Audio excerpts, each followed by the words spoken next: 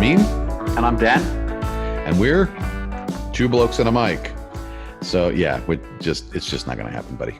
Hey, look, let's mix it up. We'll like interrupt each other. You'll do it one time, I'll do it another. We'll have to come up with an agreement between us as to who will interrupt whom, etc. Yeah. Yes. So this is another Fun Fact Friday. Let's do it. Coming to you from our luxurious studios, not in Burbank, California. Let's see. So we're going to have. You mind if I kick us off this time? You go ahead. All right. So here we go. I'm going to be reading. I'm going to look that way because I've got something on the screen I need to be reading. Yes. So until the 1980s, it was illegal. Remember, this was illegal for a woman to drive a car down Main Street in Waynesboro, Virginia, unless her husband was walking in front of the car waving a red flag. You mean it's still not illegal? And I'm like, jeez. The bizarre law was passed when cars first became popular, but in 2013, Sergeant Brian Edwards said it was taken off the books 25 to 30 years ago. Still, that's a long time to have a ridiculous law in place. Yeah. And I think in a similar vein, somewhere in the Northeast, I don't know if it's Vermont or Maine, somewhere up there on the books is a law that says a husband can beat his wife with a stick that is no larger in diameter than his thumb, which I believe is where the term rule of thumb came from. Really? Yeah. Oh my God. God. I think if we just spend time deleting laws for the next 30 years, right, we will be in a much better place than we are now. You're probably right. Yeah. You're up next, man. Okay. So did you know that the inventor of Pringles, the Pringles can actually, is now buried in one? He communicated his burial wishes to his family when he died at the age of 89, and his children stopped by Walgreens on the way to the funeral home to buy his Pringles can. They did have one decision to make, though. My siblings and I briefly debated what flavor to use, Bauer's eldest son, Larry, told Time magazine. But I said, look, we need to use the original. And that's what they ended up going with. So I'm assuming he was cremated. Well, one would hope so. One would hope so, because if he's physically buried in a Pringles can, that is a big batch of Pringles. And probably quite messy too. Quite messy, yes. Yeah. Okay. Over to you. All righty. It would apparently only take 1 hour to drive to space. If you got into your car, turned on the ignition, and drove to the sky at 60 miles per hour in a consistent manner, it would take just 1 hour to get to outer space, according to astronomer Fred Hoyle. Fred Hoyle, what a legend. Yes. I guess an hour's drive. Well, yeah. That gives you some idea of where the barrier of correct, yeah, the barrier of space is. I think this is the thing that, and it becomes very apparent if you're in space or in a shuttle or the International Space Station. The thing we consider atmosphere is very, very, very tiny. Yeah, it is. The distance, the distance between us and the void of space is. Yeah, it's not very much. I mean, there's numerous sort of articles about the Apollo crew that was standing on the moon and looking back to Earth and seeing this tiny little blue marble in the middle of this, infinite void. Yeah.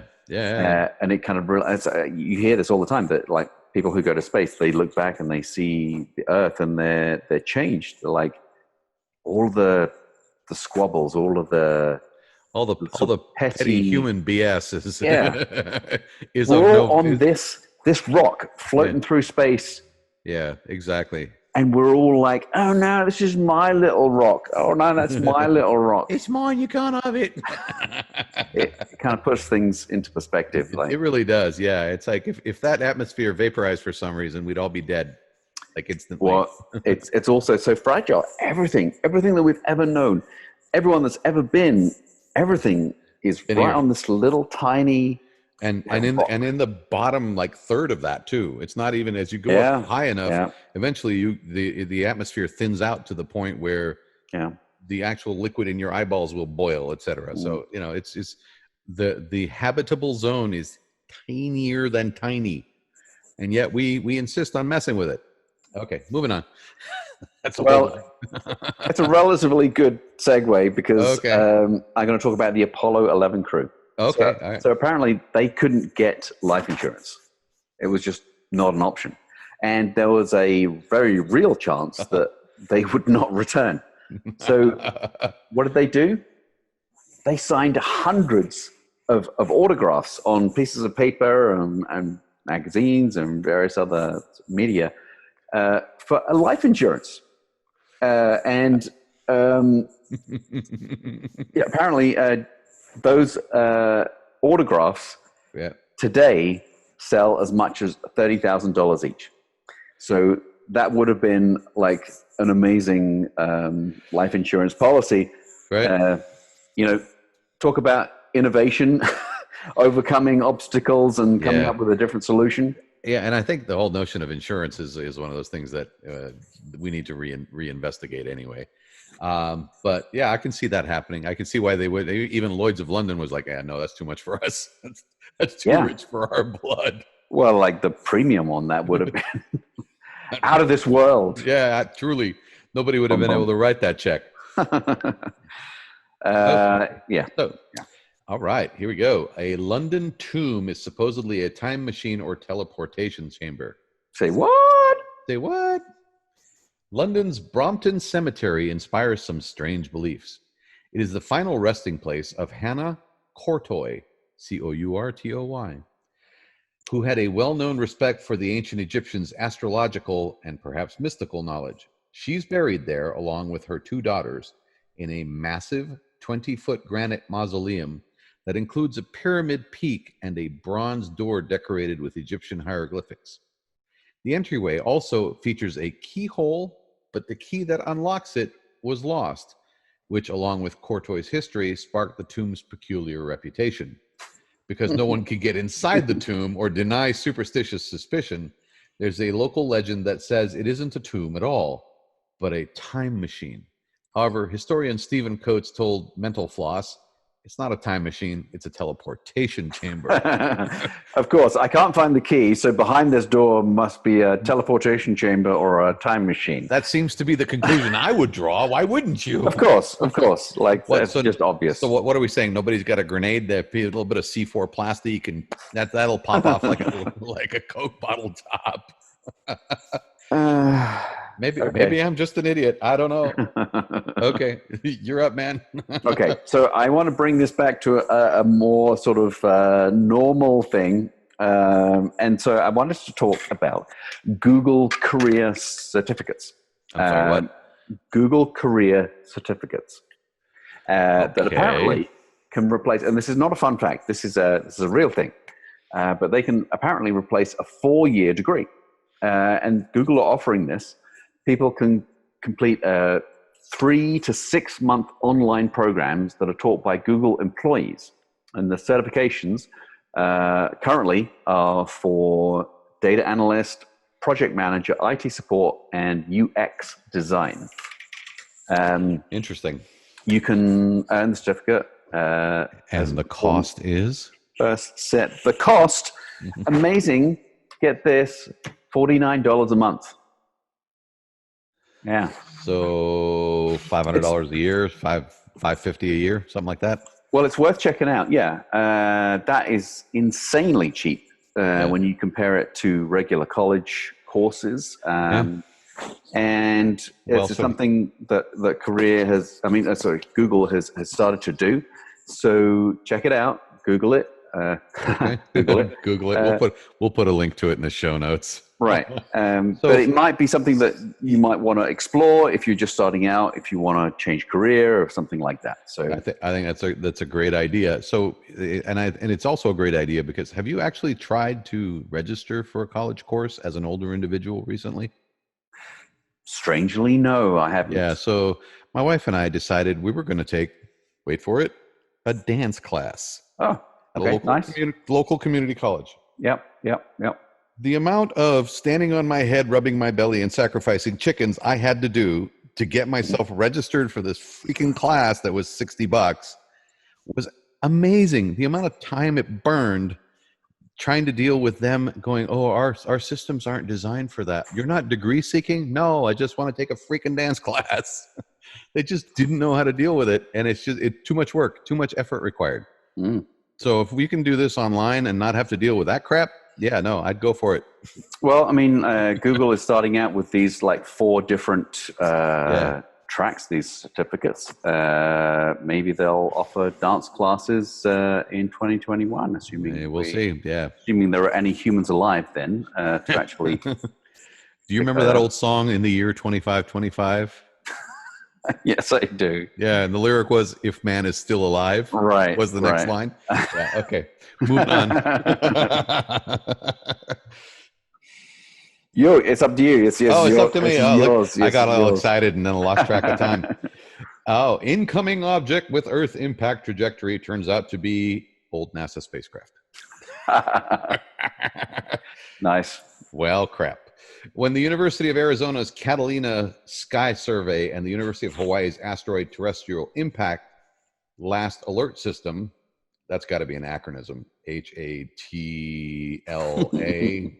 HATLA, HATLA, spotted what seemed to be a small incoming object on an impact trajectory with Earth on August the 25th of this year.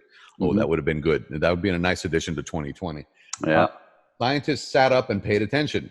However, closer inspection revealed that it wasn't an asteroid after all. Almost 56 years after it was launched into space, NASA's orbiting geophysics observatory OGO-1 was finally falling from the sky. On Saturday at 2044 UTC, it did so. NASA has confirmed harmlessly burning up on atmospheric entry in a shower of flaming debris. I actually saw that video, and it's pretty cool. It's like shows this little point, that bright like meteor that's streaking through the sky, and it gradually starts to break up. And right. The question is, shower of flaming debris harmlessly where? In the upper atmosphere. So none of it made it. No flaming debris hit some small village in the outer outskirts of Botswana. Not that you know of. Not that I know of, right? Yeah, we don't report such things. It didn't hit a big industrial city, so we don't care. It's fine. It's fine. It's fine. Don't worry about that. Nothing to worry about there. Going on. Okay. So, did you know that there is a theory beyond relativity that could allow you to fly through a wormhole? Yeah, really? Yes, really. Wormhole in space. In space. So, okay. While the general theory of relativity forbids the existence of transversible wormholes, recent research has shown that they are actually possible within the domain of quantum physics. So do I have to be... You have to talk to Ant-Man. Well, I guess, is that the Marvel Universe? I guess it is, yeah. Yes, Marvel Universe. Yeah, okay. Yeah. So the only downside that they would require, that they would actually take longer to traverse than normal space. So why would I do that? And be microscopic. So so I have to shrink down to the size of a quark. Yeah. And it would take me longer to traverse the same amount of space as a normal sized individual. But you could do it. There's a lot of things I can do. It doesn't mean I should. So let me give you some more information about this amazing breakthrough technology. The study was performed by a pair of Ivy League scientists. The existence of physics beyond the standard model could mean that there are wormholes out there that are not only large enough to be traversable, but entirely safe for human travelers looking to get from point A to point B. Okay. The study, entitled Humanly Traversable Wormholes, was conducted by Juan Maldacena. You have to say it like this. Maldacena. And Alexei Milkin, a graduate of astrophysics students. Okay, let me help you with the name. Let me help you with the names. It's Juan Maldacena. Yeah. And Alexei Milkin. Okay. You're pathetically European.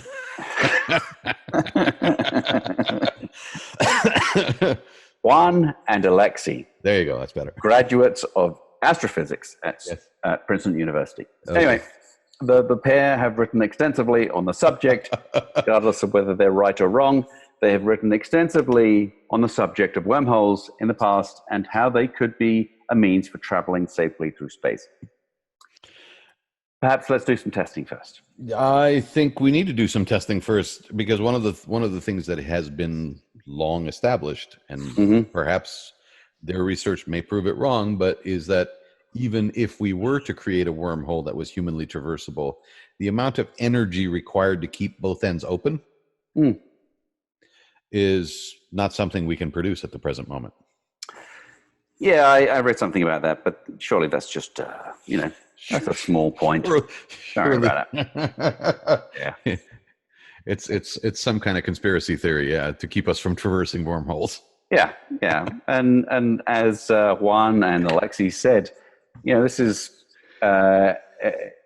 entirely safe for human travelers looking to get from point A to point B, even though they have to be microscopic.